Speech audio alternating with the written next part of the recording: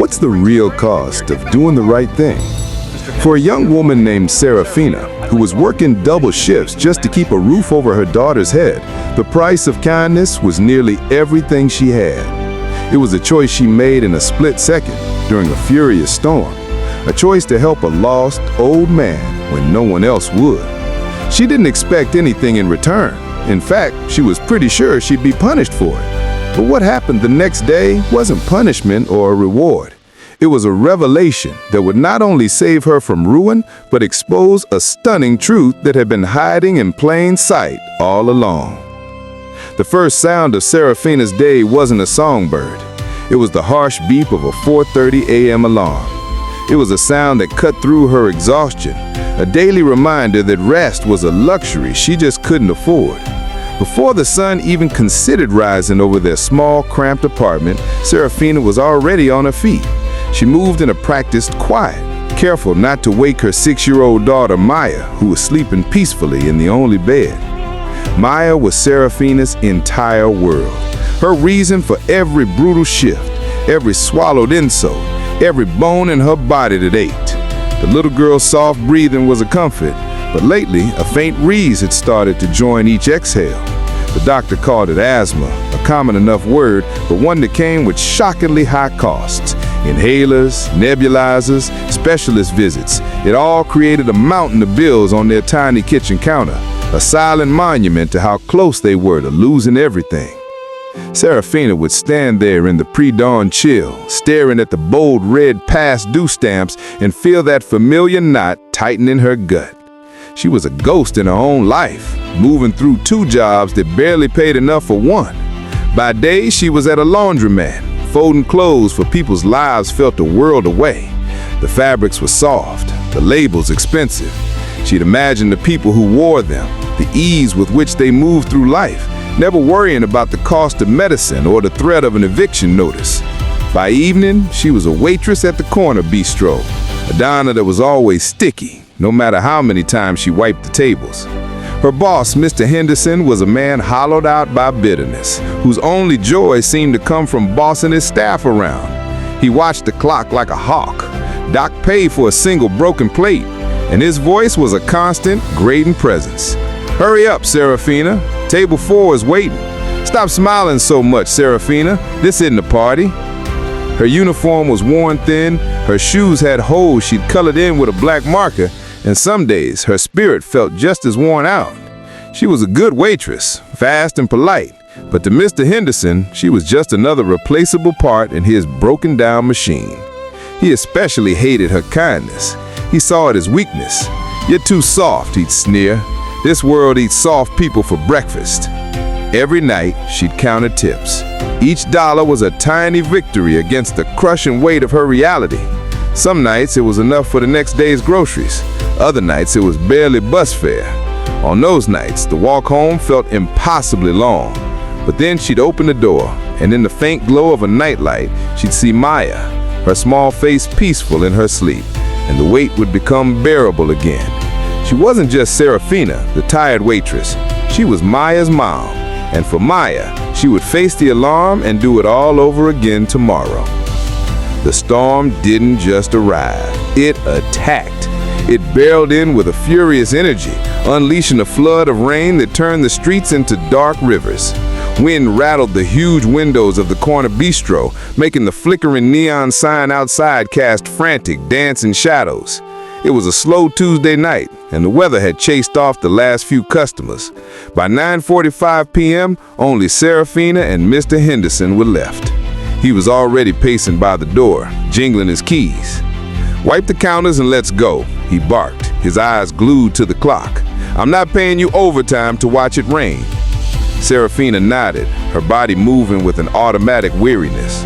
Her feet throbbed. All she could think about was getting home to Maya, who was with their kind elderly neighbor, Mrs. Gable. She hated being away from her, especially on nights like this.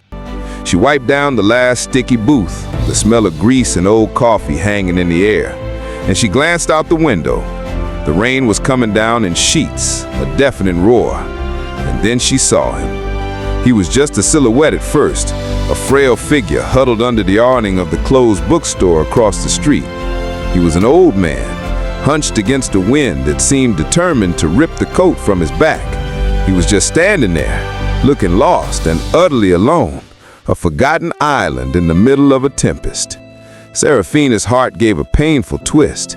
She didn't just see an old man. She saw someone's father, someone's grandfather. "Henderson, are you deaf? Let's go." Mr. Henderson's voice sliced through her thoughts. He had the door open, scowling as rain blew into the diner. "Sir, there's an old man out there. He's stuck in the storm. Maybe we could let him wait inside for a minute." Mr. Henderson glanced outside and scoffed. "Are you kidding me? We're closed. He's not my problem. Probably just some homeless drunk. Let's go, now." He started to lock the door. A war raged inside Seraphina. Her mind screamed at her to just obey. "You need this job. Don't make waves. Think of Maya." But her heart, the stubborn heart her boss hated so much, told her to do something else. It showed her the image of that old man, shivering and alone. "No." The word was quiet, but it hung in the air like a thunderclap. Mr. Henderson stopped and turned to her slowly. "What did you just say?" "I said no," she repeated, her voice a little stronger. She walked past him, unlocked the door he had just secured, and pushed it open. "I'm not leaving him out there." The icy wind and rain hit Seraphina instantly, but she barely felt it. Her focus was entirely on the old man across the street. She ran, her worn-out shoes splashing through puddles, the angry shouts of Mr. Henderson fading into the storm's roar. When she reached the man, he didn't seem to notice her. His eyes, a startlingly clear blue, were fixed on something far away. His face was etched with weariness, and his hands trembled. "Sir," she shouted over the wind. "Sir, are you all right?" He blinked, as if wakened from a trance, and looked at her. Confusion flickered in his eyes, followed by a deep sadness. I think I'm a bit lost," he murmured, his voice raspy. "Come with me," Seraphina said, gently taking his arm. It felt as fragile as a bird's wing. She guided him back across the street. He shuffled beside her, leaning on her for support. When they got to the bistro, Mr. Henderson was standing there like a wall of fury, his arms crossed. "What do you think you're doing?" he hissed. "I told you we are closed. Get him out of here." "He'll just stay for a few minutes," Seraphina pleaded, "just until the rain lets up. Please." "This is not a shelter," Henderson spat, his face turning red. "Get out, both of you. In fact, don't even bother to come back tomorrow, Seraphina. You're fired." The words hit her like a punch to the gut. Fired. The single word she lived in terror of for years. The floor seemed to drop out from under her. All she could hear was the static of pure panic. Maya, the rent, the medical bills. But something inside Seraphina had shifted. The fear was still there, but now there was defiance too. She looked at Mr. Henderson's cruel face and then at the frail man beside her. If she was going to lose her job, it would be for something that mattered. "No," she said, her voice firm. "I'm not leaving until he's somewhere warm and safe.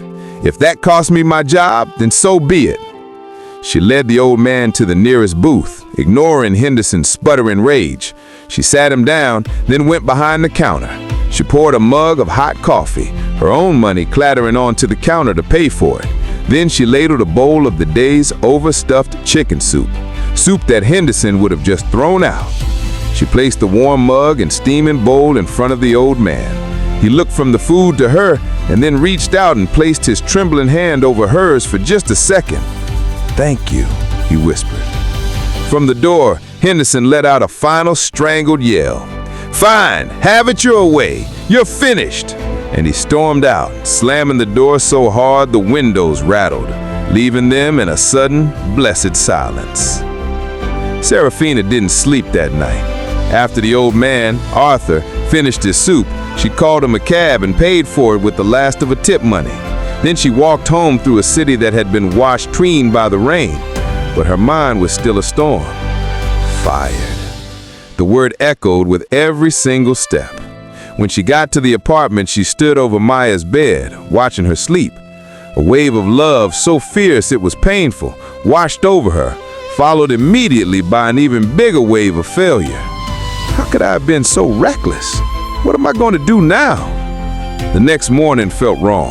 The 4:30 a.m. alarm didn't go off because she'd never gone to bed. There was no uniform to put on, no bus to catch, just a huge, terrifying void of uncertainty. Still, old habits die hard. She decided to go to the diner, not to work, but to beg.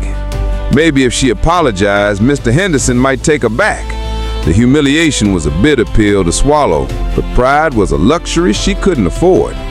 She arrived as the morning rush was starting. Through the window, she could see a new girl fumbling with the coffee pots while Mr. Henderson barked orders at her. Taking a deep breath, Seraphina pushed the door open. The little bell jingled. Mr. Henderson's head snapped up. Mr. Henderson's head snapped up. When he saw her, his face twisted into a look of pure spite. "I thought I told you that you were fired," he said loudly, clearly enjoying the attention of the customers. "Mr. Henderson, please," Seraphina began, her voice trembling. "Could I just speak with you for a moment?" "There's nothing to talk about," he sneered. "You chose that filthy vagrant over your job. Now get out before I call the police for trespassing." Tears pricked at Seraphina's eyes. This was it. Rock bottom. The stares from the other customers felt like physical blows. Humiliation washed over her, hot and suffocating. She turned to leave, her shoulders slumped in defeat. And right then, in that moment of complete despair, the little bell above the door jingled again. A different kind of hush fell over the diner. Standing in the doorway wasn't a regular customer. A sleek black town car was idling at the curb, and the man who had just stepped inside was tall and impeccably dressed in a tailored suit. He held a handsome gold-handled cane, radiating an aura of calm, unshakable authority. It took Seraphina a second to recognize him.